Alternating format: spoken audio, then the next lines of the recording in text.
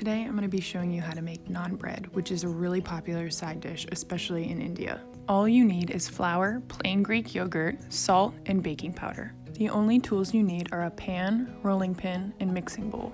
I include all the amounts at the end, but start by adding the flour, yogurt, baking powder, and salt all into your large mixing bowl.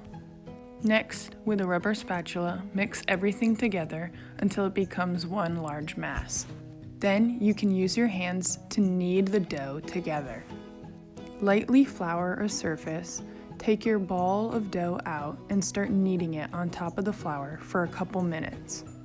After kneading your dough, take it and divide it into 6 even pieces. Lightly flour a rolling pin just like this and roll out each individual piece until it's thin. Heat up an ungreased pan to medium-high heat and drop a piece of dough right in the center.